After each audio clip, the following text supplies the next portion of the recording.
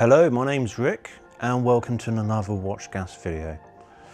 Now every year our customs authorities work tirelessly hard to stop the import of illegal narcotics into our shipping ports via shipping containers.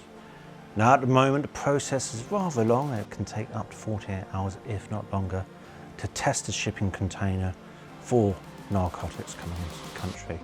The reason for this is that the shipping container has to be brought in and ventilated to get rid of any noxious gas such as phosphine from causing harm to anyone looking to enter the shipping container.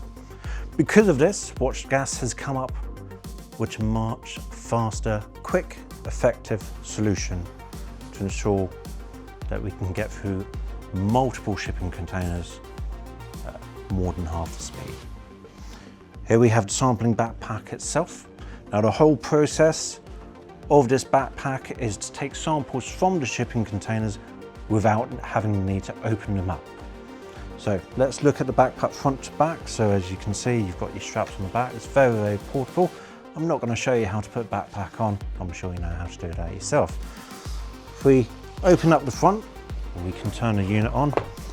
We have our battery pack here, which runs. You pack here, you can turn it on. Once the red light's on, it's turned on.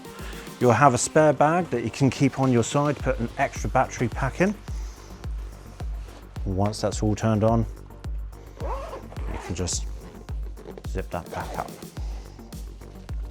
Now, the whole process starts with our probes. We will have to insert the probes into the shipping container doors in between without having to open them up. So you may need to apply some force onto it. But once you've got the probe into the door, you use our sampling tubes, fed down the probe into the shipping container. Once that's in, you remove the probe. This means that you now have a sampling tube in a shipping container without a need of having to open it up. We then have our sampling jars. Now this is a fully sterilised sampling jar with medical grade cotton balls. Now you could just use this and throw it away, or if you wish to use the sampling jar again, you'd have to fully sterilise it at 90 degrees of wash. The cotton balls are a fully disposable item though, so once they have been used, you will have to dispose of them. You take the end of the sampling tube that is not in the shipping container, you insert it into the jar like so. Now this locks in place, as you can see. Regardless of how much I shake it or if it gets knocked, the jar is not going to fall off, smash on the ground and cause any problems to your sampling. We then take the second side of another sampling tube, insert it in the top. This is where we move on to the next step. So the sampling backpack itself is basically a big pump. You can see this is the pump unit here. It has a blue light on it to show that it is ready to action.